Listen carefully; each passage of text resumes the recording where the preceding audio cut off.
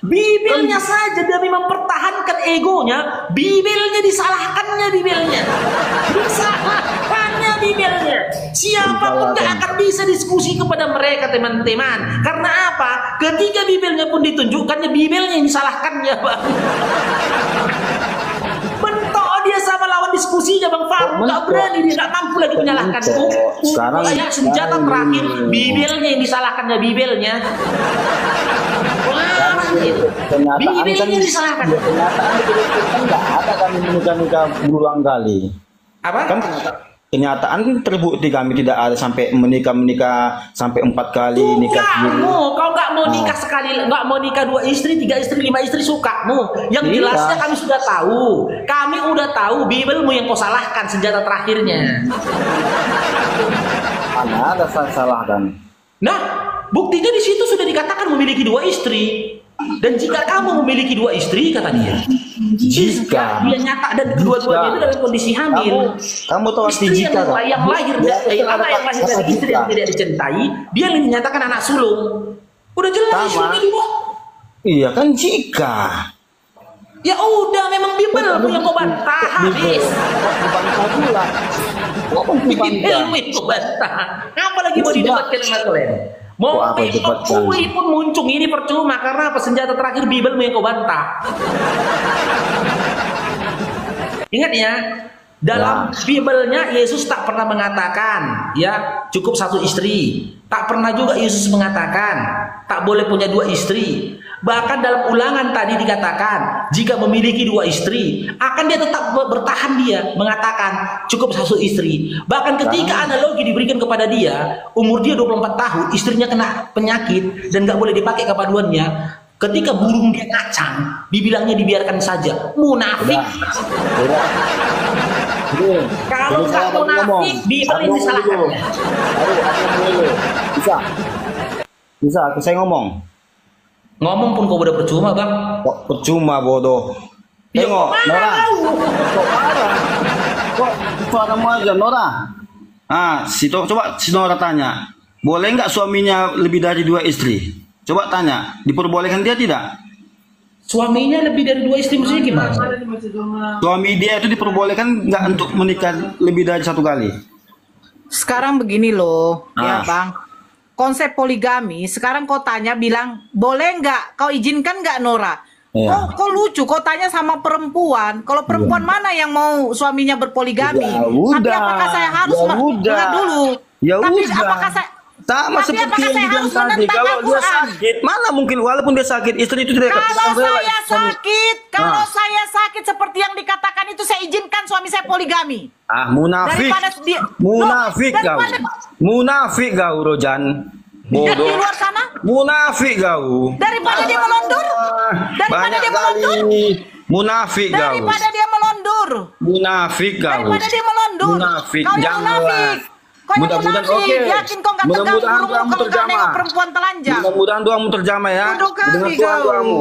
Mudah-mudahan didengar doamu. Amin ya Allah, amin ya Allah, amin. Mantap. Dengar kau. Kan udah. Logikanya dia nggak rela kan? Logikanya dia nggak rela kan? Enggak, logikanya dia nggak rela kan? Gitu loh. Logikanya dia nggak rela kan? Logikanya nggak rela kan? Iya, logikanya dia nggak rela kan? Dasarnya kau katakan itu orang munafik, kenapa? Logikanya dia rela tidak? Enggak, kenapa kau katakan munafik? Dasarnya dia rela tidak? Gini Bang Topel, gini Bang Topel.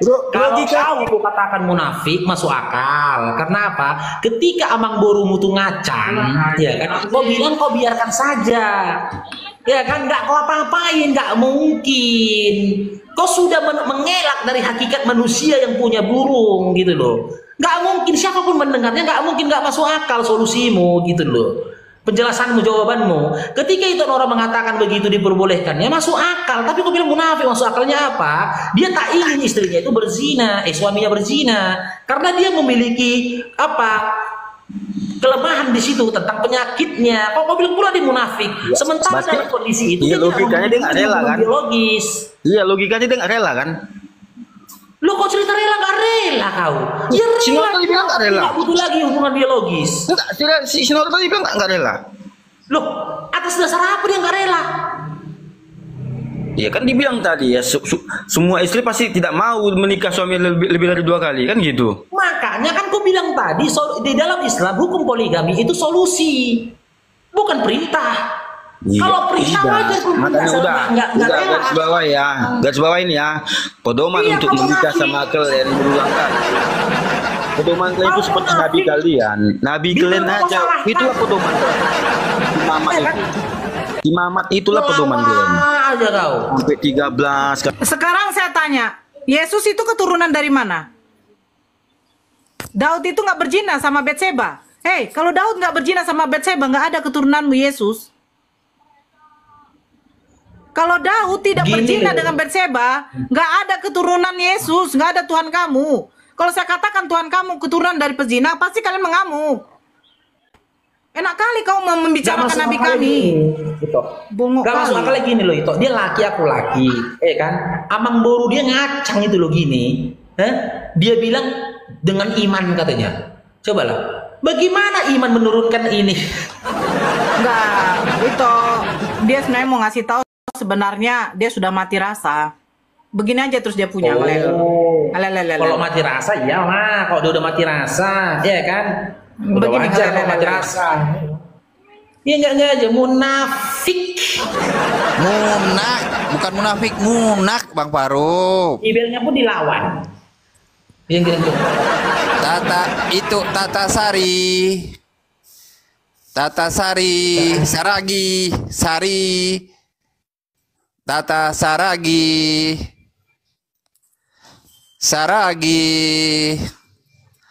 Aduh, Datuk.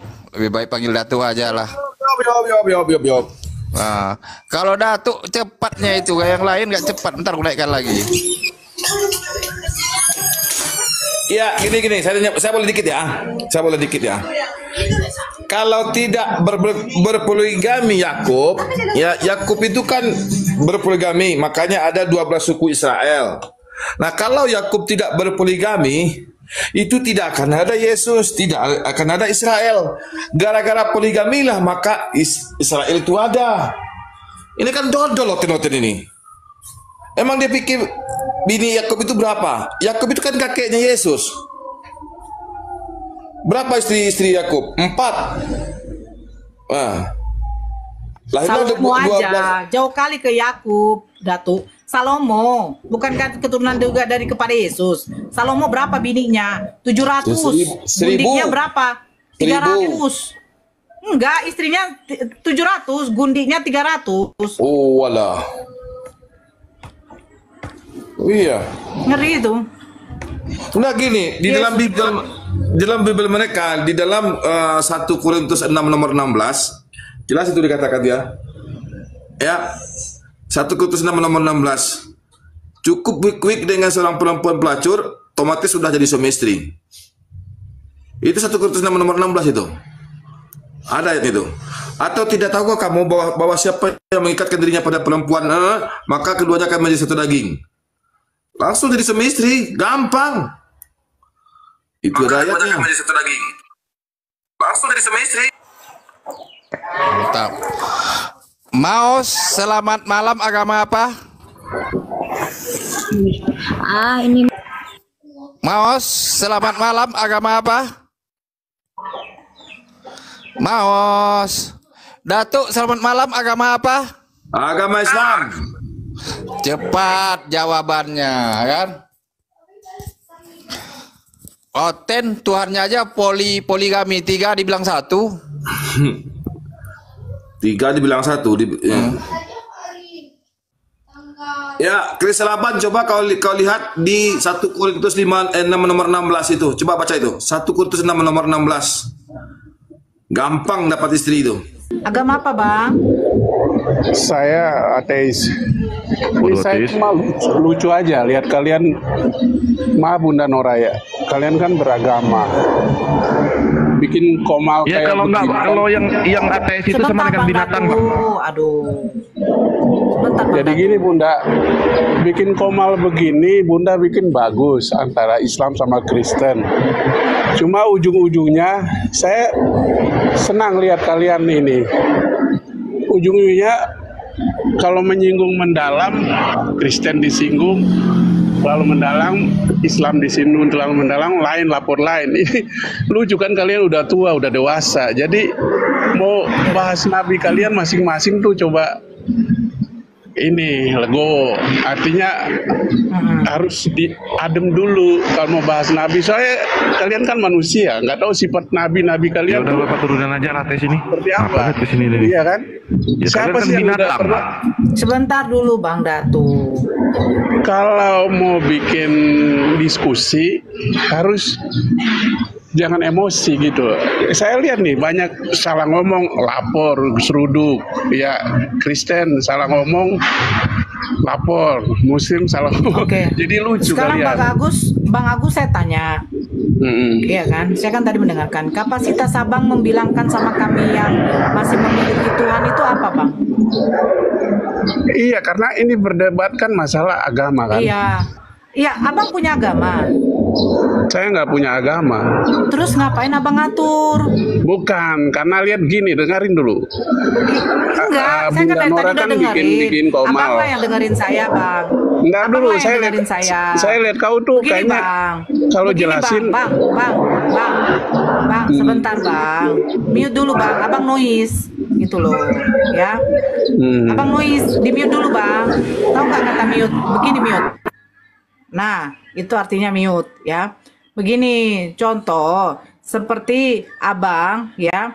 Abang itu mengajarkan kepada saya, Nora, ya, kalau kau mengurus anakmu yang perempuan itu jangan seperti ini, jangan seperti itu. Nah, sementara kau tidak punya anak sama sekali. Gitu loh, ya, Bang Agus. Kenapa, Dek? Gitu ya, Bang Agus. Makasih ya atas masukannya. Tapi lucu, masukan seorang ateis yang tidak ada agama, kau mau mengatur kami yang punya Tuhan. Jangan. Kau aja tidak punya agama. Kau tidak mempercayai adanya Tuhan. Lucu. Orang yang kayak kau tuh yang sebenarnya yang harus berpikir. Kesombonganmu itu loh. Seolah kamu tuh merasa kamu sudah ada di dunia ini. Tanpa adanya ciptaan. Apa yang kau nikmati itu bukan hasil pemberian dari siapa? Dari mak kau. Mak kau aja juga mencari rezekinya. Bapak kau juga mencari rezekinya. Kau pikir siapa yang mencari rezeki itu? Kau bernafas saja, itu pemberian dari mana? Kau pikir pemberian dari emak mamak kau? Sekarang begini aja, coba kamu bundir dulu, bundir. Ambil sebilah pisi, ya. Kau gerek itu kau punya leher, ya kan? Kau bindir dulu. Kira-kira emak bapak kau bisa menghidupkan kau enggak? Enggak kan? Harusnya kau bersyukur. Bersyukur adanya Tuhan yang menciptakan kau. Kau pula mengajarkan kami. Gitu loh. Yang berotak lah. Iya, dia nggak punya Tuhan, dia pula yang ngatur-ngatur kita. Kalau nggak punya Tuhan itu binatang. Nggak ada aturan dalam ateis. Pernikahan pun Nggak kalian nggak ada. ada. Jadi kalian itu Seperti apa? binatang. Kau dengan istrimu bagaimana? Kau dengan istrimu bagaimana? Kumpul kebo. Kumpul kebo dia. Budi. Itulah. Budi. Budi Santo. Budi Santo, selamat sore.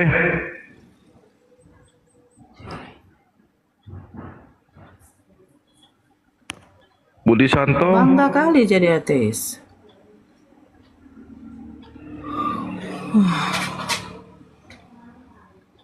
nggak ada nih.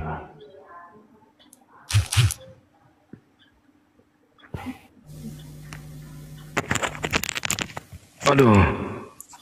Nasawa. Iya Kak, terima kasih Kak. Agama apa Bang? Islam Kak. Ya salam Bang. Wah. Waalaikumsalam. Enggak, Ya silakan ada yang mau masuk ke disampaikan. Mungkin sedikit menjelaskan tentang pengalaman pribadi gitu kan. Gini Kak, masalah poligami meski di kalangan umat Islam sendiri ada teman saya itu istrinya apa ya, semacam bimbang lah gitu. Jadi mereka berdua bimbang. Nanti kisah akhirnya barulah bahwa poligami itu memang harus seperti itu kan. Di akhir kisah memang nanti poligami itu memang harus ada gitu loh kan. Ini kisah dari tentang teman sobat lah, teman saya berdua itu suami istri, di mana dia memperselisihkan siapa yang nggak bisa punya keturunan, soalnya mereka nikah sudah lama belum dapat karunia seorang anak seperti itulah. Jadi seiring berjalannya waktu mereka check up, jadi kekhawatiran itu kayaknya sepertinya ada di istri. Istri ada semacam kista kecil gitu. Terus yang suami mulai dari situ udah lama jadi pengen punya keturunan juga, harta sudah ada, mungkin seperti itu. Mungkin sayang hilang entah kemana nantinya sih. Begitupun juga dengan istri kan gitu Kak. Jadi seiring berjalannya waktu perselisihan itu semakin dalam langsung seperti itu. Akhirnya si istri terkadang ngizinin untuk nikah lagi, terkadang juga enggak, seperti itu. Jadi kebimbangan tambah dalam sama rekan saya yang suaminya itu. Dia tetap patuh sama istrinya, enggak nikah lagi. Terus mungkin si suami sudah nahan tetap mungkin yang namanya juga manusia. Jadi dia mulai minta izin lagi seperti itu. Yang disitulah baru proses semacam ada benang merahnya, ada kesepakatan. Jadi kalau nggak boleh si suami nikah lagi, mending kita pisah, mungkin seperti itu. Jadi dari kisah tersebut akhirnya mereka berdua pisah dengan bercerai seperti itu. Dan si suaminya, teman rekan saya itu menikah lagi. Setelah itu ternyata dia punya keturunan dengan istri yang baru seperti itu. Berarti kan faktor X itu, faktor yang mereka permasalahkan ternyata ada di pihak yang sang istri seperti itu. Jadi efeknya kalau diruntun nanti kisahnya ke belakang, kalau seiring berjalannya waktu terus belakang seperti ini, tetap seperti ini, maka sang istri meski nanti menikah lagi, maka si istri akan tetap seperti itu. Alangkah baiknya dari awal si istri itu kan paling tidak menyetujui untuk suaminya menikah lagi. Ketika seperti itu kan ada paling tidak di situ ada meskipun tidak rela, ada sedikit izin lah seperti itu. Nah, di situ buktikan untuk seorang istrinya harus bisa melihat apakah si suami sendiri yang tidak bisa punya anak, atau memang si istri. Kan kalau coba poligami diterapkan dari awal, mungkin lain lagi ceritanya. Jadi si istri yang tidak bisa punya anak bisa punya anak melalui istri si suami yang katanya orang itu anggaplah istri mudanya, tapi juga bisa jadi anak mereka seperti itu, ketimbang bercerai dan pisah seperti itu kan. Jadi si istri yang dirugikan semacam itu gitu loh Kak. Kenapa poligami itu harus wajib? Saya paham Bang Nasawa. Saya paham. Iya kan. Makanya kalau yang namanya konsep poligami itu, ya saya malas mengangkatnya. Kenapa? Kalau ditanya kepada kita yang perempuan, siapa sih yang pengen dimadu? Kan ya, begitu. Betul. Tetapi ya sebentar dulu Bang Nasawa. Ya, tetapi kan serangan dari pihak Oten ini kan selalu menganggap kalau poligami itu adalah zina. Kan begitu. Karena mereka selalu mengkuar-kuarkan tentang kesetiaan. Sebenarnya bullshit. Di fakta lapangan itu banyak kok Banyak kok dari Kristen juga yang melakukan perzinahan di luar sana. Tidak bisa dipungkiri. Bahkan kita lihat berita-berita yang sekarang ini, pelecehan-pelecehan kepada jemaat-jemaat itu, bahkan ada yang di bawah umur, itu dilakukan oleh oknum pendeta.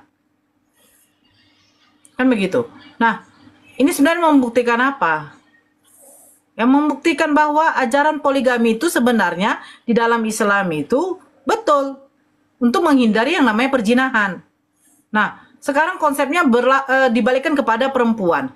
Kita ambil satu contoh ya, salah satu ulama kita, Ustadz Abdul Somad. Apakah beliau poligami? Enggak. Kalau kita lihat ilmu beliau begitu loh. Begitu tinggi ilmunya Ustadz Abdul Somad. Paham arti konteks poligami. Apakah beliau poligami? Enggak. Karena apa? Karena mungkin sampai sekarang ini, saat ini, beliau tidak membutuhkan lebih dari satu istri. Dia merasa istrinya itu sudah sempurna bagi dia. Gitu loh. Nah, makanya balik lagi. Balik apa? Balik ke konteks dari si suami atau si istri. Apakah ada penyakit, kelemahan? Makanya dibilang konsep poligami itu hanyalah solusi. Solusi, bukan perintah. Bedakan perintah. Perintah itu satu. Perintah untuk melakukan sholat wajib. Itu perintah. Wajib itu. Kedua, bagi kami seorang muslimah itu perintah. Wajib untuk apa? Menutup auratnya itu perintah. Terlepas dari bagaimana kelakuan dia. Seorang pelicir pun, ya, seorang pelicir pun, pesundal pun, kalau dia sebagai seorang pengikut Nabi Muhammad, baginda Rasulullah, dia harus melaksanakan perintah wajib untuk sholat. Terlepas bagaimana perbuatan kelakuan dia di luar sana. Gitu loh. Nah, jadi balikan lagi ke konteksnya bagaimana si perempuan, bagaimana si laki-laki. Ya, memang itu sudah ujian dari Allah. Ketika engkau diberikan suatu kekurangan, kelemahan, ada kelemahan di dalam dirimu yang mengharuskan sebenarnya suamimu poligami. Tetapi siapa sih istri yang mau dimadu? Gak ada yang mau. Saya pun pribadi juga tidak mau. Tapi ketika saya sudah bertahun-tahun menikah tidak bisa memberikan keturunan pada suami saya, apa mau saya bilang? Itu loh. Makanya kita dianjurkan untuk apa? Tahajud. Tahajud. Allah akan memberikan solusi. Kalau solusinya harus bercerai, ya memang seperti itu. Berarti itu sudah ditakdirkan Allah, kita harus berpisah sama suami kita. Karena apa? Ya memang karena kita tidak mau dipoligami. Sementara jangan lupa, suamimu menginginkan keturunan. Makanya di sini konteksnya ego. Ego ini yang sekarang dilihat. Kalau suamimu meminta untuk berpoligami, meminta izin, kalau suami meminta izin poligami dari istrinya, itu sebenarnya sudah satu poin yang harus kamu lihat bahwa suamimu itu adalah orang yang bertanggung jawab. Kenapa bertanggung jawab? Karena sebelum dia minta poligami, pasti dia sudah memikirkan baik-baik. Terus kedua, dia menghargai kamu sebagai seorang istri. Kenapa saya bilang begitu? Buktinya dia minta izin sama kau. Kecuali dia diam-diam. Berarti dia tidak menghargaimu sebagai seorang istri. Padahal, di dalam konsep keislaman, itu laki-laki yang ingin berpoligami tidak diwajibkan untuk meminta izin kepada istrinya. Gak ada minta izin. Tapi kalau dia sudah berani meminta izin, berarti dia sudah memikirkan konsekuen ketika dia berpoligami, dia harus berlaku adil. Gitu loh. Yang di bawah siapa? Lisa, naik Lisa. Nggak usah bang. Kalau Kristen itu menentang poligami, berzina boleh. Bahkan di dalam kitab kalian saja untuk mengawini wanita pelicir ada. Baca ke Hosea 1 nomor 3, nomor 2, baca kok dari Hosea 1 nomor 1 sampai nomor 3 apa dikatakan? Pergilah, kawinilah seorang wanita pesindil, peranakanlah anak-anak sindil. Perintah untuk mengawini wanita pesindil aja boleh kok di dalam agama kalian.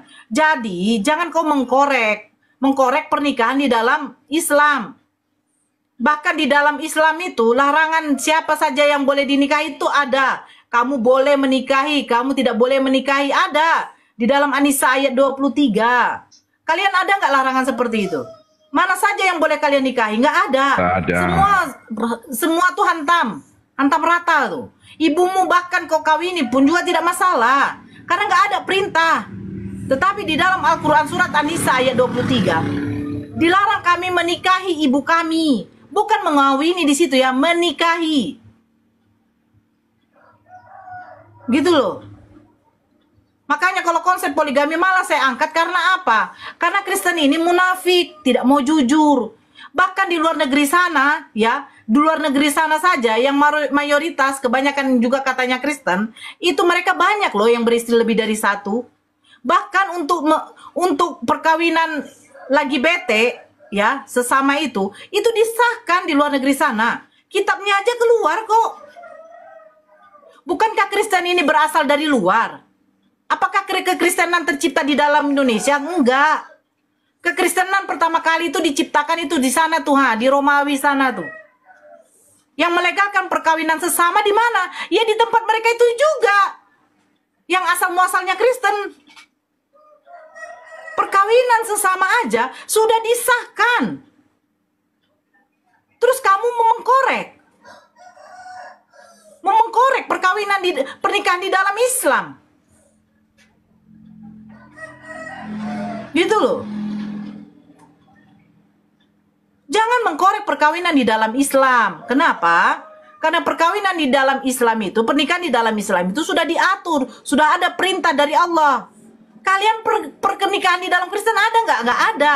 Yang ada kalian perkawinan, bro. Perkawinan di dalam Kristen. Nggak ada pernikahan. Yang menjadi satu daging, ya, itu sudah suami istri. Di mana dikatakan sahnya pernikahan di dalam kitab kalian itu katanya diberkati oleh pendeta? Emangnya Maria ibu Yesus itu waktu nikah sama Yusuf itu dibaptis diberkati sama pendeta? Ada pemberkatan nikah? Itu dulu saya tanya deh. Maria ibu Yesus, Bunda Maria menikah sama Santo Yosef, pemberkatan gereja, iya kan? Nah ini nanti jadi terkuak. Sebenarnya Yusuf ini siapa? Tiba-tiba langsung jadi tunangannya Maria. Gitu loh. Ya, jangan kalian itu menyinggung pernikahan di dalam Islam. Tertampol kalian itu. Tertampol. Gak ada ajaran pernikahan di dalam kalian tuh gak ada. Siapa-siapa saja yang boleh dinikahi. Siapa-siapa saja yang tidak boleh dinikahi, mana yang merupakan mahram kalian, mana yang tidak, itu nggak ada ajarannya. Kalian embat saja tuh semua tuh bahkan bisa. Maaf kata ibu kalian, saudara kalian yang perempuan pun juga kalian nikahi, itu boleh, karena nggak ada larangan. Terus kalian mau mengajarkan kami gitu? Sepupu kalian aja, anaknya siapa saja bisa kalian nikahin. Bahkan kalian selalu mengatakan baginda Rasulullah tuh menikahi menantu. Lucu kalian. Di dalam kitab kalian saja bapak dengan anak saling berhubungan badan aja ada kok. Tengok si Lut itu digauli oleh dua putrinya tuh. Nauzubillah. Iya kan? Itu loh, jangan ya. Jangan, hati-hati, tertampol kalian. Kalian aja tidak bisa menjelaskan di mana data tidak diperbolehkan poligami. Apa yang dipersatukan Tuhan tidak boleh diceraikan oleh manusia. Konsep poligami itu bukan menceraikan. Konsep poligami itu adalah menambah lebih dari satu istri. Tidak ada namanya di situ perceraian. Jadi ketika kalian dilarang bercerai, ya, dilarang bercerai, apakah kawin berikutnya lagi boleh? Gak ada perintahnya kan? Kalau di Al-Quran ada, diperbolehkan untuk poligami. Jikalau kamu bisa berlaku adil. Tapi kalau kamu memang tidak bisa berlaku adil dan khawatir akan soal itu, ya, hanya satu saja diperbolehkan. Sebaiknya satu aja. Makanya saya ngambil satu tokoh, salah satu ulama. Yaitu siapa? Ustadz Abdul Somad. Apakah beliau poligami? Enggak. Dari sekian umat muslim, apakah banyak yang poligami? Apakah poligami 80%? Apakah poligami 60%? Saya rasa 20% pun juga nggak ada. Karena apa? Yang berpoligami itu tidak gampang, bro. Nggak gampang. Tanggung jawabnya itu besar. Bukan kepada anak istrinya saja dia bertanggung jawab, tetapi kepada Allah. Gitu loh ya. Kalian menentang poligami sementara perzinahan di luar sana terlalu banyak. Pelecehan-pelecehan yang dilakukan oleh pendeta juga banyak. Jangan singgung poligami sama kami. Janganlah ya. Malu kalian. Tengok, banyak yang nikah diam-diam kok. Ajari kami poligami, kalian sementara data dilarang poligami nggak ada. Terus mau mengajarkan poligami, kan lucu.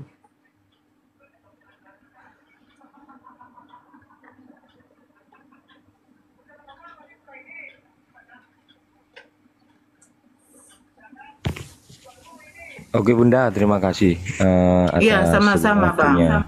disampaikan. Terima kasih. Saya izin turun. Terima kasih. Yo, assalamualaikum. Assalamualaikum. Ya, yang naik ini semua agama apa?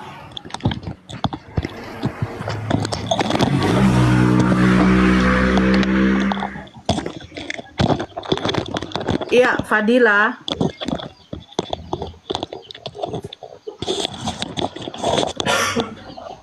Fadila. Ya. Fadila. Halo. Aduh. Faldi. Faldi. Faldi.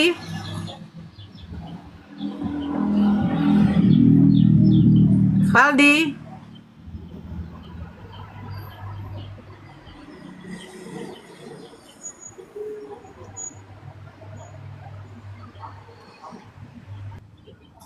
Yusri, Pan. Halo Pan. Assalamualaikum. Waalaikumsalam. Ya, waalaikumsalam. Silakan Bang, ada yang mau disampaikan? Ya mau nanya nih Kak Nora. Iya silakan. Kalau orang-orang Oten itu yang bagi-bagi apa atau dia bahasa, kalau saya kan dari Medan nih. Halo. Ya ini saya dari Medan. Kalau yang bakri-bakri itu kalau nawari orang Islam itu hukumnya apa tuh? Itu bakri Bang. Ya bakri itu yang ngeridit-ngeriditkan uang gitu, Kak. Yang namanya kredit itu kan riba Bang.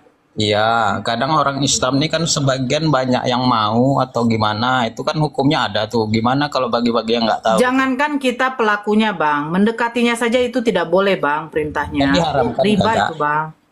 Ya kan diharamkan. Begini Bang, larangan di dalam Al-Quran itu ada. Janganlah engkau mendekati yang namanya riba. Kan Betul. begitu. Tetapi kalau memang kalian lakukan, apakah itu dosa? Dosa kan? Dosa, betul. Ya udah, itu aja Bang. Yuk, makasih Kak. Assalamualaikum. Waalaikumsalam.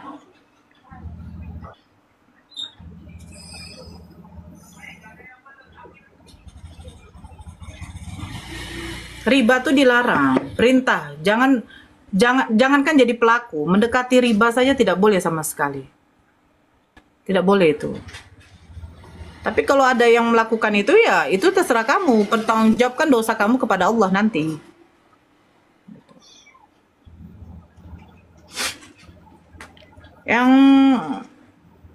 Yang mau naik silakan. Contoh, khamar itu dilarang. Khamar, minum-minuman keras. Tapi kalau kau melakukan ya silahkan. Gitu loh. Yang pernah menjadi lon itu siapa ya? Mak kau. Mak kau, adik kau yang perempuan, kakak kau yang perempuan, tante kau. Itu yang pernah jadi lon. Karena apa? Karena kalian wanita pesindil tuh duluan masuk surga gitu loh.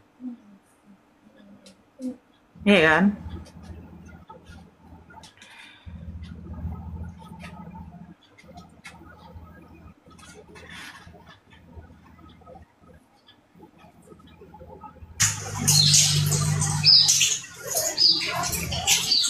Ya Neymar, silakan. Shalom, selamat sore. Ini mau numpang tanya, bisa nggak? Silakan.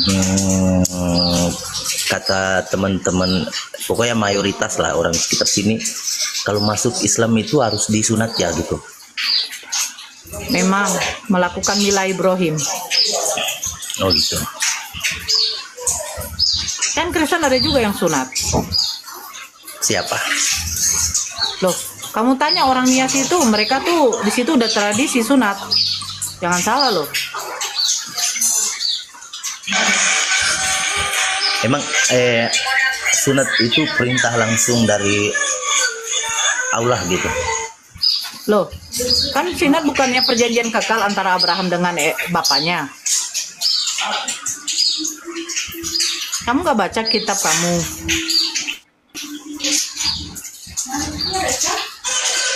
Datanya ada nggak perjanjian antara Abraham dengan bapaknya itu untuk sunat? Saya melihat, tolong di mute ya, biar saya bacakan.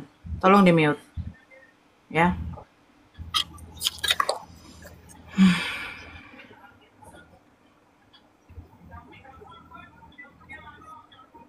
Berarti kamu mungkin nggak pernah ya membaca kitab kamu ya? Lucu ya. Bertanya soal sunatnya Nabi Muhammad, ternyata dia tidak pernah membaca kitabnya. Di mute dulu, saya membacakan sama kau. Di mute dulu, di mute. Ya. Saya bacakan di dalam Kejadian 17, mulai dari nomor 11.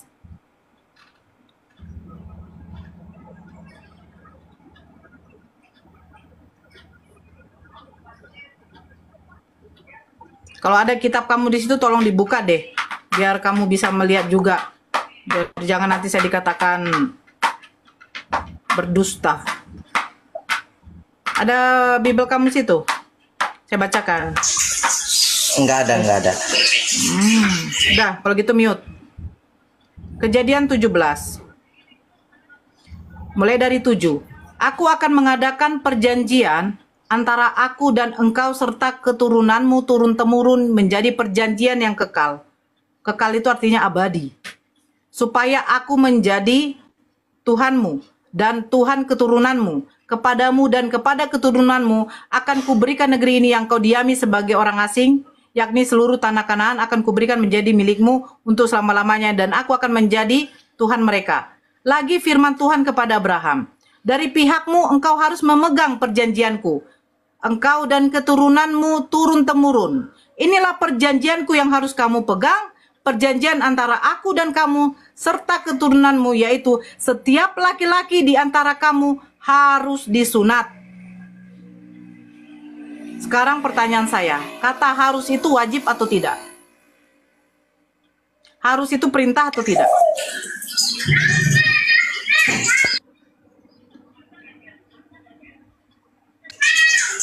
Kayaknya nggak ada itu di dalam Alkitabnya orang Kristen yang disuruh sunat itu.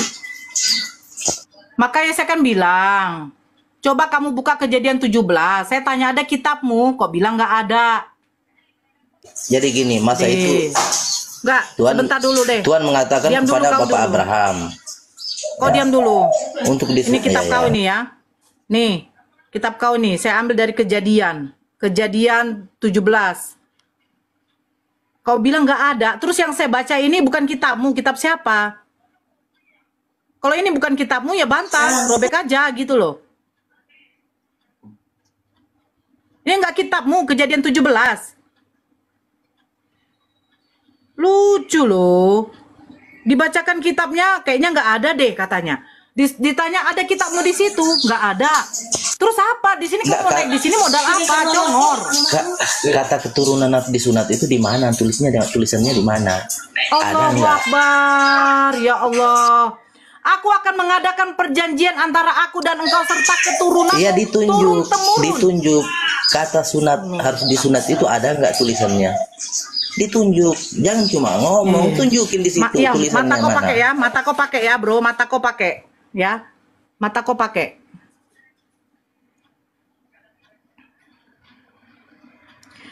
Lagi firman Tuhan kepada Abraham, dari pihakmu engkau harus memegang perjanjianku, engkau dan keturunanmu turun-temurun. Inilah perjanjianku yang harus kamu pegang, perjanjian antara aku dan kamu serta keturunanmu, yakni setiap laki-laki antara kamu harus disunat. Disunat apanya? Disunat haruslah dikerat kulit hatanmu. Sekarang pertanyaan saya, mana Bible kau? Mana Bible kau? Iya, betul. Mana Bible kau? Terus apa katanya lagi? Yang bagi tidak bersunat apa katanya? Saya bacakan sama kau. Ya. Orang yang lahir di rumahmu dan orang-orang yang engkau beli dengan uang harus disunat, harus. Maka dalam daging mula perjanjianku itu menjadi perjanjian yang kekal. Terus apa katanya? Orang yang tidak disunat, yakni laki-laki yang tidak dikerat kulit hatannya, maka orang itu haruslah dilenyapkan dari antara orang-orang yang sebangsanya. Sekarang pertanyaan saya, kenapa kau tidak? Ini yang saya mau dengar. Kalau laki-laki yang tidak disunat harus diapa? Dilenyapkan. Ya, kau lenyapkanlah dirimu. Enggak, aku bisa lenyapkan diri aku. Kalau kau bisa buktikan tertulis dalam Al-Quran, Nabi Muhammad itu disunat. Nah. Bagaimana orang yang tidak bersunat mau menyuruh kami membuktikan sementara kami bersunat? Kamu baca bagaimana dulu. Mungkin? Kamu sendiri sudah. Terima kasih Neymar. Contoh begini ya. Bagaimana kamu ya menyuruh orang yang sudah punya mobil ya untuk mengajarkan bagaimana cara merawat mobil sementara kau nggak punya mobil. Terima kasih Neymar. Memang 1 Korintus 4 nomor 10, Kristen tuh botol tuh gara-gara Kristus. Kami bodoh karena Kristus. Bukan takut. Kami ini bersunat. Cari dulu salah satu saja umat muslim yang dia sudah beragama Islam tidak bersunat. Terus kamu meminta data kami di mana bersunat. Sementara kami ini pelaku sunat. Umat muslim semua bersunat. Kau yang tidak bersunat, burungmu.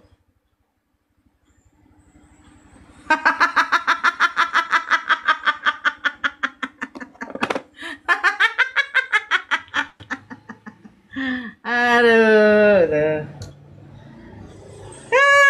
Orang bodoh ya kayak gini lah. Tapi nggak apa-apa lah, saya maklum. Karena terlalu banyak kalian makan B2, nggak bisa berpikir. Gitu loh. Gitu loh. Iya kan? Iya kan? Iya kan? Kami bersunat, kau tidak bersunat. Terus kau minta data di mana kami itu diwajibkan bersunat. Loh, kami bersunat. Perintah sunat aja di dalam Bible kau ada. Tapi nggak mau kau. Alah.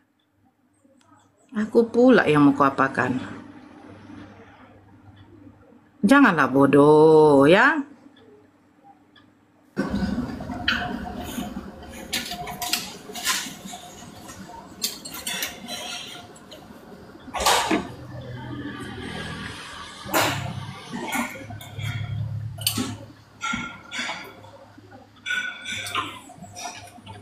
Perintah sunat ada. Di dalam Al-Quran kami harus melakukan milah Ibrahim ada.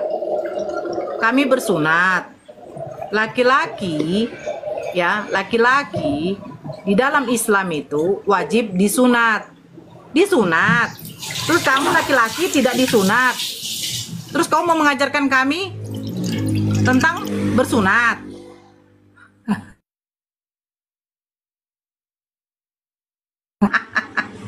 Hai, yang kulupnya belum disunat.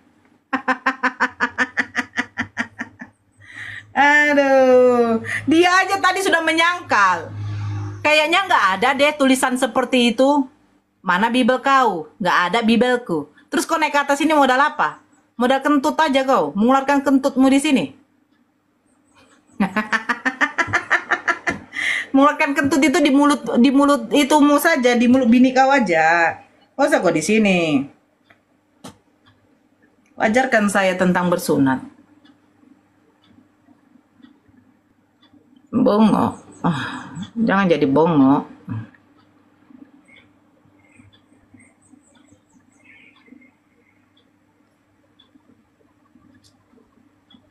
Kalau kalian hebat, bukan masalah hebat, Neymar. Ngapain saya diskusi sama Bin Atang? Kotoran bernyawa. Kalau adu-adu bodoh, maaf saya nggak mau. Karena saya nggak bodoh. Gitu loh. Ditanya mana Bibelmu? Nggak ada. Terus kok naik ke sini modal congor. Modal congor. Gitu loh, ya. Jangan modal congor. Marina.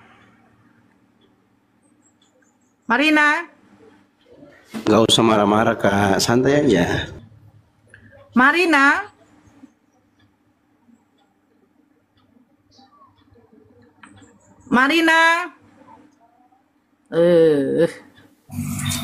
Oke, halo. Ya. Oke, ini kita balik dulu lagi ke pertanyaannya tentang persunatan kan. Kakak menanyakan kenapa di Perjanjian Lama orang Kristen atau pengikut di Perjanjian Lama tidak ada Kristen, tolong diralat. Emangnya Abraham orang Kristen, agama Kristen? Oke. Ya udah. Menurut pengertian kakak tersendiri, kenapa? Kamu pakai dulu, enggak? Kamu di sini pakai apa? Bible, silakan buka Bible-nya. Oke, kita pakai Bible. Kita bahas dulu.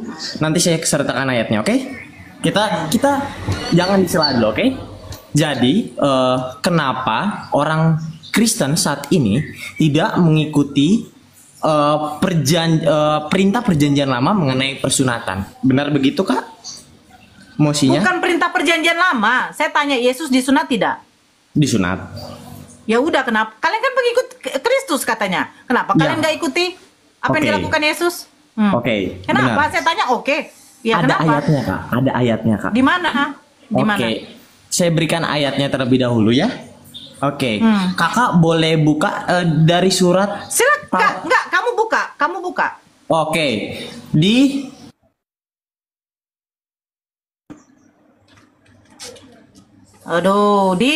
tenggelam.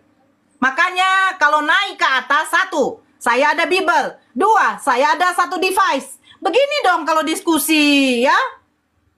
Begini, bukan modal tenggelam. Oi. Bang, Oi. minimal punya 2 Saya perangkat. lagi ambil Bible saya. Minimal punya 2 perangkat Bang, minimal. Oh ya, sebentar ya. Oke. Kalau tidak ada perangkat kau, setidaknya kitab kau ada. Aduh. Perangkat dia cuman Google. Kan nanti ujung-ujungnya dia jual kemiskinan tuh di Boleh sini. dibuka, Kak? Saya nggak punya HP, kasihani saya. Itu ujung-ujungnya. Oke. Kak? Iya, bukalah. Bacakan sama saya. Kakak boleh buka? Saya boleh buka biar sama-sama ini. Udah? Iya, bukalah. Bacakan. Oke, kita bacakan ya. Mana? Apa dia bilang? Woi, dia bilang apa? Apa sih? Sudah aku bilang, woi, halo. Dua saya masuk apa tidak? Oke. Galatia 6. Halo. Bible kau mana? Oke. Sebab ini kayaknya saya dengar dulu, Jas. Ini saya punya 1 kitab kau, yang 1 device. Nah, yang kau mau tunjukkan naik ke atas ini, modal kau tuh apa untuk diskusi sama saya? Oke, ya udah. Kakak buka Oke. Galatia 6 ayat 15. Boleh saya bacain gak ayatnya, Kak? Enggak, kakak mau dibacakan ayatnya. Tapi kakak tidak membiarkan saya untuk berbicara. Saya sudah membuka. Ya, buka. Udah? Mana? Udah? Bacakan. Baca. Oke, sebab yang penting bukanlah sunat atau tidak bersunat, melainkan menjadi ciptaan baru. Galatia 6 ayat 15 dari surat Paulus ke jemaat di Galatia. Tulisan siapa? Tulisan Paulus. Buktikan sama kami surat Paulus dilegalitas langsung oleh Yesus. Gini Kak, Paulus, enggak, sebentar. Kakak mau dijawab kan? Buktikan legalitasnya. Saya, surat Paulus iya. langsung dilegalitas oleh Yesus. Mana? Oke. Sudah, udah Kak. Oke, dengan Kakak menanyakan itu, apakah Kakak sudah baca Alkitab yang lain nih? Tunjukkan sama saya legalitas yang bisa dibuktikan surat Paulus itu dari Yesus. Oke. Siapa yang mengangkat Paulus aja. untuk menyebarkan firman Kristus? Jangan kau bilang siapa yang mengangkat. Enggak. Kakak mau menjawab pertanyaan Kakak. Saya jawab balik. Bertemu dengan Yesus. Kakak mau dijawab pertanyaannya. Ya udah kita buktikan siapa yang mengangkat. Apakah Kakak? Oh, berarti Kakak nggak tahu. Kakak tahu apa enggak? Kakak tahu apa enggak? Kakak tahu apa enggak? Kakak nggak tahu berarti. Apakah Kakak tahu? Paulus pernah bertemu dengan Yesus nggak? Kau punya kitab nggak? Kau punya device nggak? Kalau naik diskusi sama saya, jangan modal congor. Jangan tunjukkan kemiskinan kamu. Ntar nanti minta donasi tuh untuk beli HP. Hati-hati. Jangan tunjukkan sama saya. Jangan tunjukkan sama saya. Jangan tunjukkan kemiskinannya. Minta donasi nanti Kak Nora. Beli HP. Kalau dia mau minta device kayak begitu, bilang sama pendetanya tuh, biar dibelikan itu. Kok kalau mau diskusi sama saya jangan kayak begitu, ya? Tolonglah, kalian ini bermodal lah. Saya bermodal di sini semua, bro. Kok pikir saya di sini hanya modal gigi kalian aja? Lihat dulu Kak, kasih lihat dulu Kak, modalnya Kak. Malas aku. Pendeta aja yang naik, pendeta yang naik. Mudah-mudahan yang naik pendeta. Kalau pendeta setidaknya bermodal lah dari uang perpuluhan. Aku tengok ada tanduk di kepala muka. Ngamuk aja Kak Nur dari tadi. Manulang. Ya, selamat sore Kak. Ya. Gimana Kak narasinya Kak? Enggak, di situ ada enggak apanya? Ada modal enggak di situ? Setidaknya Bible kalian lah modalnya. Oh, Bible ada Kak, Bible. Ya udah. Sekarang tunjukkan sama saya. Tunjukkan sama saya. Ya kan? Tunjukkan sama saya legalitas dari surat Paulus. Oh, kita gini Kak ya, kalau saya mau menceritakan, tapi ya tolong jangan dicela ya. Ya kan? Tolong jangan dicela. Kalau antara Paulus dengan Tuhan Yesus memang sudah berbeda, karena lebih dahulu Tuhan Yesus mati, baru si Paulus atau Saulus ada memberitakan firman Tuhan. Jadi bukan poinnya, bukan disahkan, didelegasikan. Banyak. Jadi Galatia tadi yang disebutkan tadi sama saudara kamu, ya kan? Ya. Nah, itu tulisan si Paulus itu berdasarkan apa? Berdasarkan wahyu yang diberikan Tuhan kepada dia. Makanya itu Bang Manulang, saya minta mana legalitasnya? Legalitasnya itu mana? Enggak legalitasnya. Sama seperti semua nabi yang ada di kitab-kitab kita Kak. Itu diwahyukan Kak. Ada Tuhan mendelegasikan langsung, ada disaksikan, ditandatangani. Bukan cerita itu sekarang Kak. Sekarang begini deh. Nabi Musa, apakah di dalam kitabmu menerima firman dari Allah, dari Tuhannya? Iya Kak. Nabi Nuh? Iya. Abraham? Iya. Yesaya? Iya, semua Kak, semua. Nah, sekarang saya tanya, Paulus menerima firman dari siapa?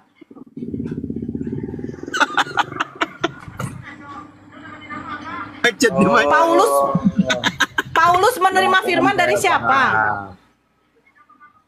Kak, kalau Rasul Paulus itu dari Tuhan. Jangan gitu dong, jangan Kak. Bang Manulang, ya. Musa menerima firman dari Tuhannya. Abraham, Nuh, Yesaya, Daud. Ya, kita sebutkan nabi-nabi terdahulu lah menerima firman dari Tuhan. Ya. Apakah Paulus menerima firman dari Tuhan? Iya. Tuhan siapa? Ya Tuhan kami. Siapa? Tuhan Yesus Kristus. Oke. Di Yohanes 17 nomor 8. Saya bacakan dari Bible kamu langsung ya. Jangan dari perangkat. Yohanes 17 nomor 8. Saya bacakan. Kamu tadi mengatakan Paulus menerima firman dari Yesus, yang kalian katakan Yesus juga adalah Tuhan. Oke. Sekarang saya bacakan ini.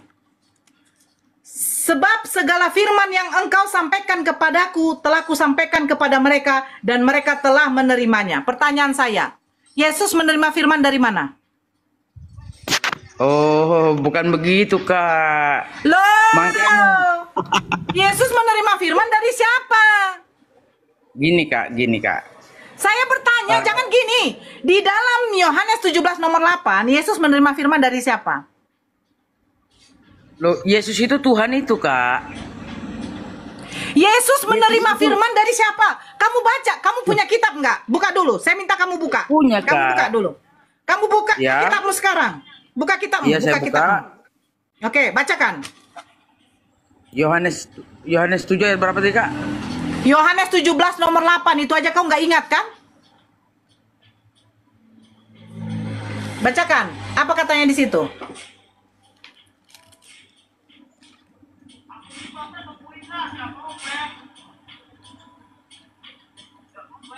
Oh, tenggelamnya. Astagfirullahaladzim.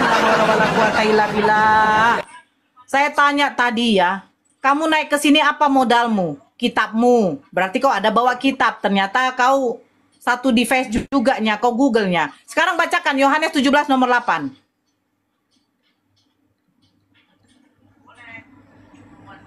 Onde.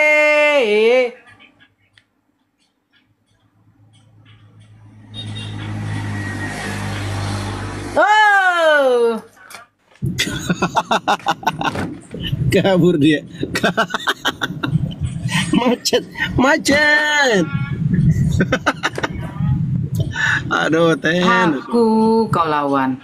Kenapa? Aku kau lawan. Kirim permintaan naik lagi Manulang. Kalau nggak punya modal diskusi kosong lagi lah teman-teman. Bikin kacau aja kalian di sini. Nggak ada modal loh.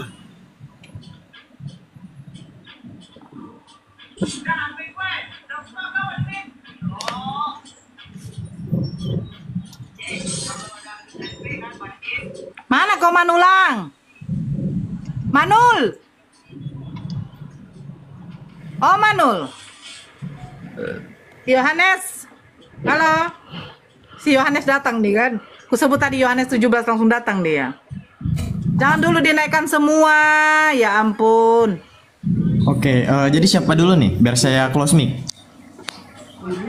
Saya tidak mau diskusi sama orang yang tidak ada modal. Saya nggak mau. Ini loh, saya yakin Islam tidak mengajarkan untuk mencaci orang akan kelemahannya. Kan udah dibilang. Bukan mencaci kelemahan. Naik ceramah pula dia di sini. Bukan mencaci kelemahan. Saya bilang, saya kalau diskusi, Bang Dio. Saya kalau diskusi, satu, modal kitab kamu. Kedua, modal persatu perangkat. Kenapa? Bahkan lebih lagi nih perangkat saya nih. Karena apa? Karena kami ini ya tidak boleh kami kalau berdiskusi kepada lawan diskusi kita hanya modal bibir congor. Tahu kau? Yang berdata aja dilaporkan. Apalagi yang nggak berdata. Yang berdata aja dilaporkan. Apalagi nggak berdata. Saya bacakan kitab kamu, Yohanes 17 nomor 8. Pak Yohanes, silakan jelaskan. Pak Yohanes, tadi kata saudara Anda, ya, Paulus menerima firman dari Yesus. Yang notabene-nya Yesus adalah Tuhan. Yohanes 17 nomor 8. Sebab segala firman yang engkau sampaikan kepadaku telah kusampaikan kepada mereka dan mereka menerimanya. Pertanyaan saya, firman yang diterima Yesus ini dari siapa? Gabung loh. Kau tapi teh ini kau salah maka gabung itu. Iya, apa ini? Siapa yang menaikkan ini? Iya, baru naik jadi nyimak dulu, Kak. Apa? Yang menaikkan Marota ini tolong turunkan. Saya jelaskan, Bang Yohanes. Ya, kan Abang katanya baru menyimak. Saya jelaskan. Mau saya jelaskan? Bagaimana apanya? Jalannya? Oke. Ya kan? Tadi kami membahas soal persunatan. Persunatan adalah perintah yang diperintahkan oleh Tuhan kepada Abraham. Setiap keturunanmu turun-temurun, di mute dulu, saya ceritakan kronologisnya, Pak Yohanes. Setiap keturunanmu turun-temurun yang ada di dalam rumahmu, ataupun orang yang sudah kau beli, ataupun orang yang ada di luar sana yang sudah, tetapi yang sudah kau beli juga, itu yang laki-laki wajib harus kau kerat kulit hatannya. Itu cara bersunat. Kulit hatannya harus dikerat. Tapi kalau tidak dikerat kulit hatannya, bagi yang tidak bersunat, itu harus dilenyapkan di dalam Kejadian 17. Baca Kejadian 17 dari 7 sampai 14. Dijelaskan. Sampai keturunan kepada Yesus. Yesus bersunat? Ya. Karena apa? Karena Yesus melakukan apa yang diperintahkan oleh bapak moyangnya, yaitu Abraham. Pertanyaan saya tadi, kenapa pengikut Yesus tidak bersunat? Kalian Kristen kenapa tidak bersunat? Diambil dari Galatia berapa tadi tuh, saudara Siman kau? Ngambil dari Galatia, katanya bersunat itu hanyalah sunat hati ya. Sunat rohani. Nah, pertanyaan saya tadi begini. Surat Galatia ini tulisan siapa? Tulisan Paulus katanya. Saya minta legalitas dari Yesus. Surat Paulus itu sudah dilegalitas oleh Yesus. Tidak ada. Karena apa? Karena yang mengutus Paulus itu adalah Yesus. Sementara Yesus tidak pernah berjumpa dengan Paulus. Terus katanya Yesus menerima firman dari Paulus menerima firman dari Yesus. Yesus adalah Tuhan. Saya larikan ke Yohanes 17 nomor 8. Terus Yesus menerima firman dari siapa? Pak Yohanes. Iya ya. Yesus menerima firman dari siapa menurut Yohanes 17 nomor 8? Kalau kita baca dari Yohanes 17 ayat 8, maka Yesus menerima firman dari Bapa di surga. Oke, Bapa itu Tuhan bukan? Bapa adalah Allah. Tuhan bukan? Tuhan dan Allah beda. Allah. Allah itu siapa? Yang menjadikan langit dan bumi. Dia Tuhan bukan? Tuhan beda dengan Allah. Oke. Allah di dalam Kristen itu gelar atau bukan? Ya, gelar. Oke. Saya bacakan ya.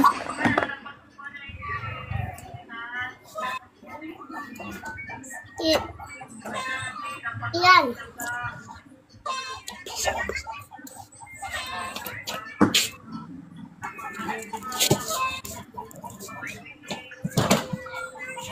Bapak ada di situ Bibelnya? Ya, ada.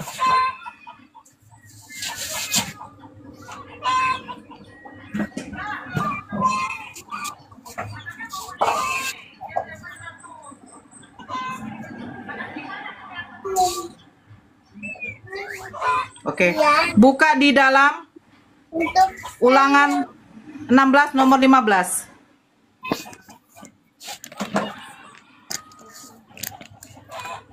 Coba dibuka.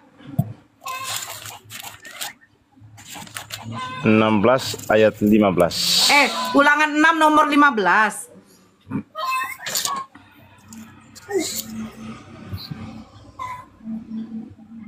Ya sudah. Bacakan, Bang.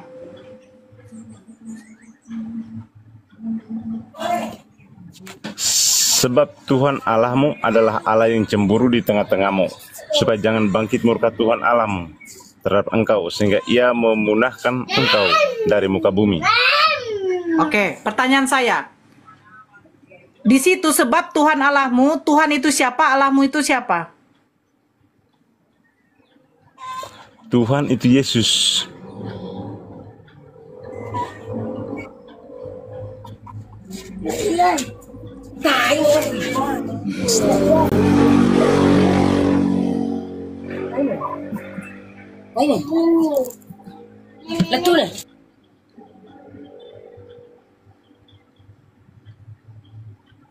Oke, saya bukakan ya.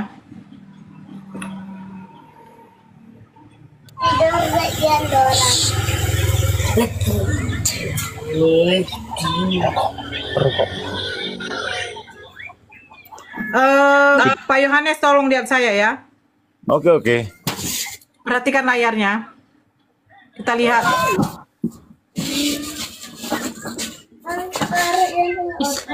Islam. Nih, sekarang coba Bapak baca ini, Pak. Menurut KBBI, Allah adalah gelar atau nama, Pak? Kalau menurut Islam ya nama. Kalau menurut kami Kristen itu gelar. Oke. Tuhan. Kok sebut Tuhan? Oke. Kan di Islam tidak ada Tuhan. Dari mana, Pak, datanya, Pak? Tiada Tuhan selain Allah, begitu kalau sholat. Tiada Tuhan selain Allah, karena Allah itu adalah nama sesembahan umat muslim, Pak. Tiada Tuhan yang lain selain Allah. Kenapa Ya, sebut betul, nama Pak. Tuhan? Tapi kenapa sebut nama Tuhan? Oh, Tuhan. Banyak kali ini ya. Oke, menurut Bible kalian ya. Komen puji gue. Adik-adik ini. Oh, buat adik apa nih? Ro dengi bu.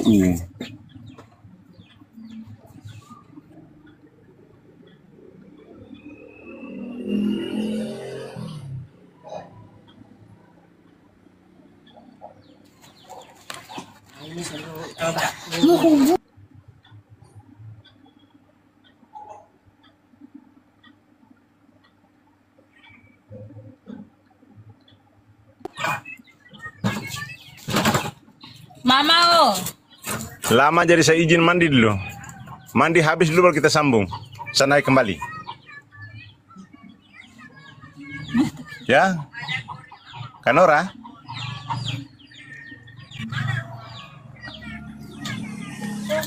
Saya izin mandi dulu. Mandi habis baru saya naik kembali. Itu dia. Gemuk.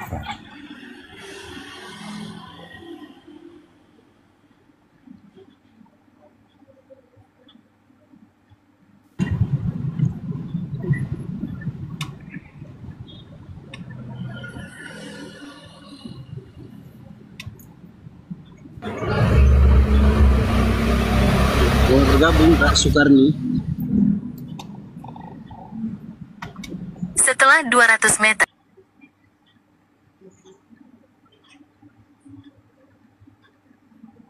Saya mandi dulu ya. Nora ini kayaknya takut. Bukan takut, saya menunjukkan data sama kau sebentar. Nah, sekarang jelaskan sama saya ini. Sekarang jelaskan sama saya. Kabur dia Kak, kabur dia. Allah Kak. di sini siapa? Mana dia? Kabur dia mandi. Mau mandi. Sekarang begini, ini Tuhan Allah ini siapa? Coba, yang bisa menjawab. Tuhan Allah ini siapa? Saya pakai data, dari tadi dia nggak ada tunjukkan data sama saya.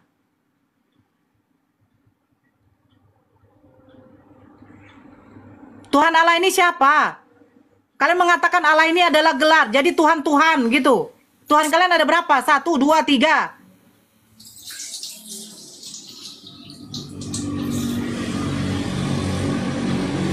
Kalau kalian menolak pernyataan dari KBBI tadi, aduh, ini kalau di kamar mandi kenapa lah kau minta naik?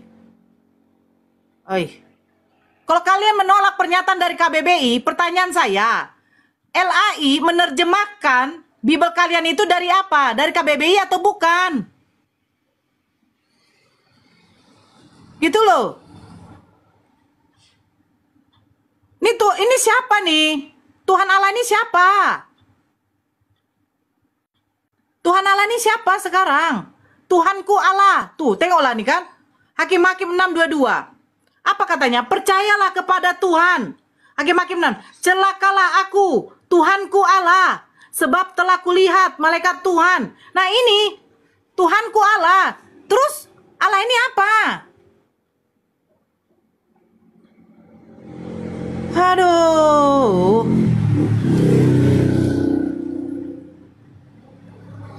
Janganlah dibawa kedodolan di sini.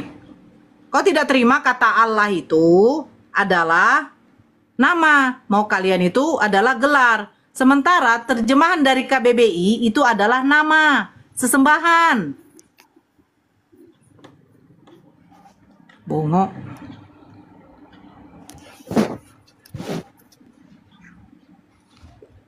Halo. Ya Omak. Agama apa? Iya Kak, ya Nora. Di mana? Agama apa Kak? Kristen. Ya silakan jelaskan Kak. Kristen. Ya silakan jelaskan. Yang mana itu dulu jaringan nih, Kak, kakak nggak bagus. Yang mana dulu? Jaringan kakak nggak bagus. Iya ya sinar. Itu merah tuh Kak. Apa? Lambat Ya. Nora kelamaan jelasinnya. Jadi kabur tuh Oten. Saya tadi karena anak saya tadi datang. Makanya.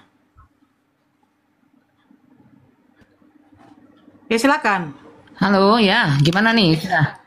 Jaringan kakak yang itu mananya loh, dulu nih Kak jelek Nora? kali. Ini udah bagus ini. Putus-putus loh Kak. Oh iya. Di sini sih sudah bagus. Tuh. Kakak delay. Yang kakak sampaikan itu terlambat. Iya. Gimana nih? Gini sudah Ya. oke? Ya silakan. Ya. Kakak mau nyampaikan apa? Kasih pendapat ya Kak. Artinya gini loh. Kalau kita bilang, saya mau tanggapi yang kakak bilang tadi. Minta legalitas dari Tuhan Yesus tentang surat Paulus. Ya. Ya. Setelah Tuhan Yesus naik ke surga, Kak, kami, ya manusia, kita manusia tidak melihat lagi. Tapi ada beberapa mujizat-mujizat yang telah dilakukan, termasuk pertemuan Rasul Paulus. Jadi kalau Paulus itu rasul bukan nabi ya. Rasul Paulus itu dengan Tuhan Yesus di Damsik. Ketika dia ke Damsik, ya, ketika dia menghina, menyiksa agama Kristen atau pengikut Tuhan lah saya katakan dulu, karena dulu kalau kalian bilang nanti Kristen belum ada kan begitu. Ya kan? Jadi dia bertemu dengan Tuhan Yesus dan Tuhan Yesus bilang, yang kamu hina itu adalah saya. Itulah pertemuannya, begitu Kak. Jadi kalau kita minta legalitas dari Tuhan Yesus ya otomatis ya tidak ada lagi, karena Tuhan Yesus tidak mungkin melegalitas seperti tadi ya, begitu.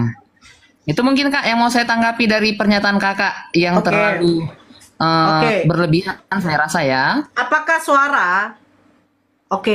suara yang berkata-kata kepada Paulus itu adalah suara Yesus? Kak, balik lagi. Setelah Tuhan Yesus naik ke surga, nanti sebelum hari penghakiman dia turun kedua kali, dia tidak turun kan Kak? Otomatis bukan bisa dilihat langsung itu Tuhan Yesus. Dan menurut kisah Paulus itu adalah Tuhan Yesus. Seperti itu Kak.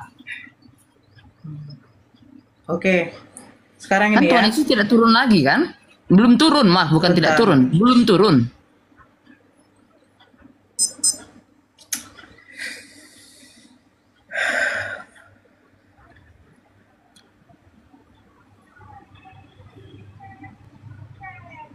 Jadi kalau kita mengikuti, Ya silakan. ya, jadi kalau kita otomatis Paulus setelah dia bertemu dengan Tuhan Yesus, ya, dia akan menyebarkan ya apa yang dia alami, dia menyebarkan firman Tuhan seperti itu, Kak. Begitu ya. Balik lagi, siapa yang percaya sama dia jadi Kristen? Kan seperti itu. Percaya dengan ajarannya, bukan percaya dengan Paulusnya ya. Percaya mengikut dia dan mengikut Tuhan Yesus jadi Kristen. Seperti itu, Kak.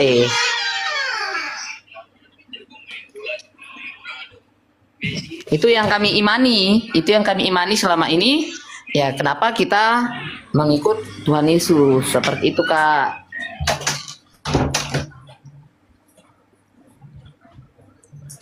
Oke. Ya. Coba Kakak buka di dalam Lukas 10 nomor 18. Lukas 10 nomor 18. Sebentar saya buka kitab saya ya, Kak. Kadang-kadang memang perlu juga seperti kata Kak Nora ini. Masalahnya kita tidak cuma punya Alkitab, tidak punya Al-Quran pula, Kak, untuk membandingkannya, kan begitu ya. Lukas berapa, Kak? Sorry, maaf. Lukas 10 nomor 18. Oke. 10 ayat 18. Lalu kata Yesus kepada mereka, aku melihat iblis jatuh seperti kilat dari langit. Nah, itu gimana itu maksudnya, Kak? Nah, sekarang kalau di dalam Kisah Para Rasul 9 nomor 7, silakan dibaca. Oke, Kisah Para Rasul 9 ayat 7. Mulai dari apa aja lah? Dari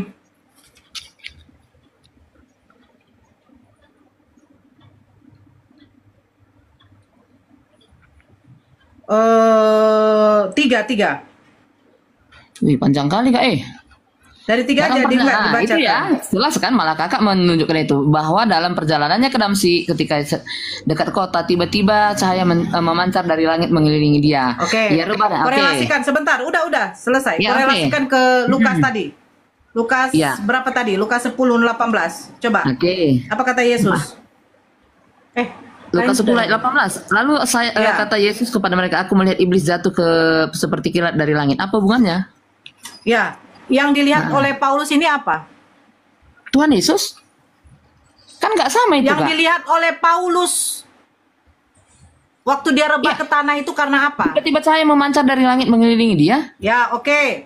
Kata Yesus, ya kan? Iblis jatuh itu seperti apa? Nggak bisa dikorelasikan.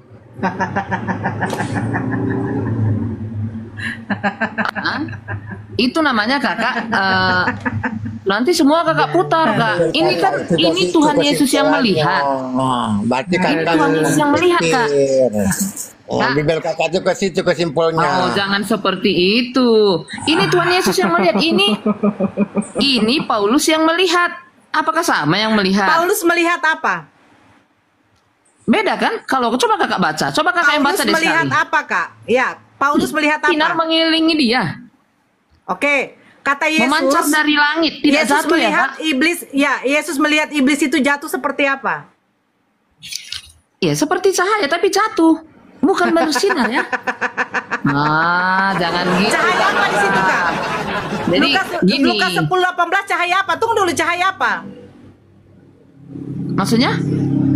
Cahaya apa yang seperti kilat cahaya kilat. Oke, beda, tunjukkan sama saya bedanya cahaya yang dilihat Paulus dengan cahaya yang dikatakan Yesus. Nah, Kakak harus bedakan, itu jatuh, yang dilihat Tuhan Yesus jatuh, bukan memancar. Oh, jadi jangan-jangan Kakak bilang nanti kalau matahari itu jadi iblis gitu kan, nggak mungkin juga kan? Nggak apa-apa. Oke, kita baca ya, Kisah Rasul 9 ya. Jadi gini Kak Nora, jangan seperti itu. Sebentar, yang rebah ke tanah siapa? Yang rebah ke tanah menurut nomor 4-nya siapa? Oke. Kita buka. Kita buka di dalam Kisah Para Rasul 26. Oke. Kesaksian Paulus juga kan? Iya. Oke, sebentar Kak, saya tunjukkan datanya kesaksian. Karena itu terlalu panjang.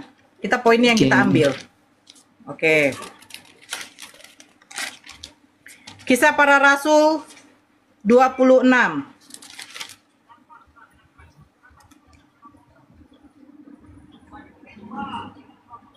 Bentar. Dari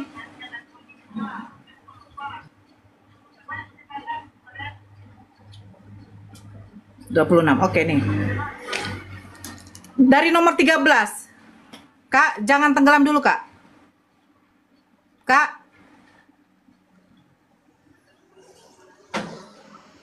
Oke. Kak, Ya gimana? Oke. Kisah Para Rasul 26 nomor 13 saya baca. Tiba-tiba, ya Raja Agripa, pada tengah hari bolong aku melihat di tengah jalan itu cahaya yang lebih terang daripada cahaya matahari turun dari langit. Oke. Ya. Kata Yesus, oke tunggu dulu. Kata Yesus, cahaya kilat itu turun atau tidak? Jatuh. Jatuh dengan kan? turun beda. Waduh, beda lah Kak. Kakak pernah jatuh dengan turun tidak? Turun, bukan jatuh, turun. Sebentar. Oke, saya buka lagi ya di dalam Lukas 10 ya. Bacakan lagi Lukas 10 nomor 18. Makanya kenapa saya minta lebih dari satu apa? Lukas 10 nomor Jatuh, 18. Kan? Melihat iblis jatuh seperti kilat. Beda jatuh dari tangga dengan turun dari tangga, iblis Kak. jatuh seperti kilat dari mana, Kak? Dari langit. Oke, dari langit. Sekarang kita buka di dalam Kisah Para Rasul 26. Tiba-tiba ya Raja Agripa, pada tengah hari bolong, aku melihat di tengah jalan itu cahaya yang lebih terang daripada cahaya matahari turun dari langit. Tidak jatuh. Beda ya, Kak? Oh, alah Kak Nora, nggak usah modal-modal ketawa, Kak. Sekarang Kakak tahu nggak jatuh dari tangga dengan turun dari tangga? Dari langit dengan jatuh dari langit itu gimana? Kak, apa bedanya? Kakak pernah naik tangga nggak? Atau rumahnya nggak pernah memang berapa nih? Nggak ada lantai duanya kali ya, Kak? Turun dari gaya-gayanya. langit, jatuh dari langit, apa bedanya, Kak? Waduh. Ya beda lah, Kak. Turun dengan jatuh beda. Turun dari langit bagaimana? Turun itu dengan slow. Jatuh itu tiba-tiba.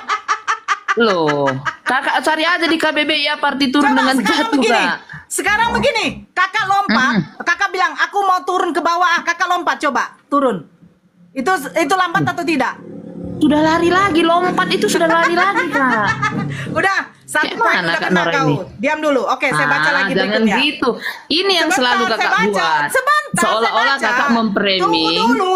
Memframing Kakak pintar. Satu-satu kata Kakak jelaskan gitu. Satu kata ambil, satu kata comot. Tadi juga cari legalitas dari Diam dulu, Tuhan Yesus. Kak. Saya tunjukkan kepalsuan Yo, cari dari lagi. si Paulus. Silakan, Kak. Silakan. Ya, oke. Di dalam Kisah Para Rasul 9 tadi, ya, Kisah Para Rasul 9, apa dikatakan? Kisah Para Rasul 9 nomor 4. Ia rebah ke tanah. Pertanyaan saya, yang rebah ke tanah siapa? Paulus. Oke. Kisah Para Rasul 26. Yang tadi saya lanjutkan ya. Nomor 14-nya. Kami semua rebah ke tanah dan aku mendengar suatu suara. Sekarang pertanyaan saya. Kami ini merujuk kepada siapa? Paulus dan teman-temannya. Tetapi di dalam Kisah Para Rasul 9 nomor 4 hanya si Paulus yang rebah. Bagaimana itu? Kak, kalau itu sudah tidak nyambung dengan yang Kakak katakan tadi. Tadi kita bahas. Ini Paulus menceritakan pertobatan dan panggilannya kepada Raja Agripa. Gitu. Sama ceritanya, Kak. Kak, sama ceritanya. Apa bedanya? Waduh. Nanti kalau Kakak bicara, jatuh dari langit itu cahaya. Yang turun dari langit itu berupa cahaya. Kata Yesus, cahaya itu adalah cahaya iblis. Berarti yang didengarkan Paulus adalah suara? Enggak lah, suara Tuhan, Kak. Suara iblis. Sudah. Itu yang Kakak terlalu dengar suara iblis itu, makanya kayak gitu, Kakak. Udah. Itu terlalu kitab kau yang mendengarkan suara ngomong, iblis. kitab kau. Berarti si Paulus adalah seorang pendusta. Takutnya memang Kakak dulu nggak tamat SD ya, membedakan jatuh dengan turun beda, Kak. Begitu ya. Sekarang begini. Ini saya katakan, ini sekarang dengar. Oke, saya buat satu analogi. Ini sekarang posisi. Enggak, aku tanya Kakak tamat SD enggak? Sekarang posisi Freshcare di atas atau di bawah? Posisi Freshcare ini saya angkat di atas dulu, kepala Kakak saya tamat atau di SD bawah? atau tidak? Sebentar. Posisi Freshcare ini, Kakak jawab dulu. Kakak tamat SD atau enggak? Posisi Freshcare ini di atas kepala saya atau tidak? Kak, yang bertanya duluan jawab dulu. Kakak tamat SD atau enggak? Sekarang saya tanya, posisi Freshcare ini di atas kepala saya tidak? Aku tamat S2, Kakak tamat SD atau tidak? Itu dulu Kak Nora. Karena Kakak nggak bisa bedakan lompat, jatuh dengan turun. Agak beda Kak Nora. S2-mu malu lah, Kak. Malu sama yang saya tidak tamat SD. Malu. Ya, malu. Gitu loh. Kau begini loh, kau mengatakan kalau jatuh itu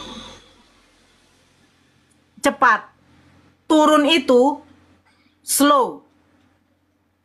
Iya kan?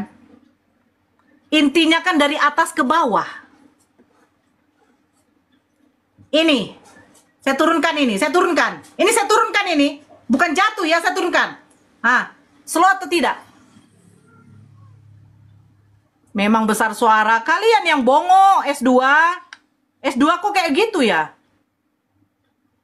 Saya tidak berdiskusi sama orang yang berilmu S2 tapi otak tidak dipakai. Gitu loh. Sudah S2 jelas. S2 Paulus itu kau maksudnya itu penipu. SD SMP ke S2 itu. Bukan Gitu S2 loh. kan Nora, masih PAUD. Oh iya, dia S2 STT Nias itu ya? Iya. Lupa aku. Pantas lah. Mana ada S2 yang Nias? Iya. Saya bertanya kan, jatuh dengan turun. Intinya dari atas ke bawah. Jatuh dari langit, turun dari langit. Ya, Denny. Kenapa? Kenapa turun? Pak Polisi kenapa turun, Pak Pol? Pak Pol kenapa turun, Pak Pol? Siapa Pak Pol? Ya tadi Pak Denny itu Pak Polisi. Oh.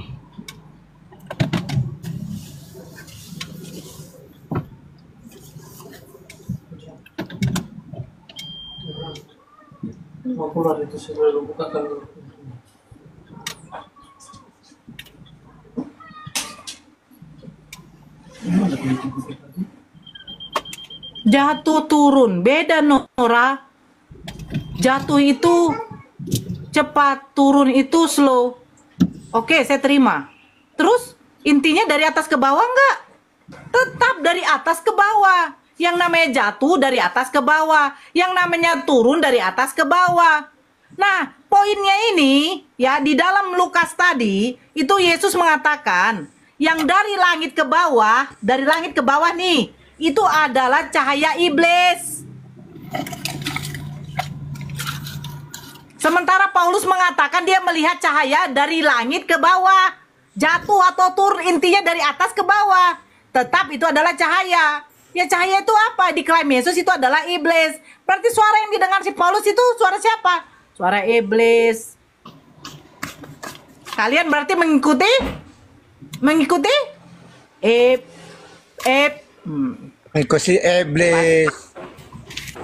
Bacot ke Nora katanya. Jadi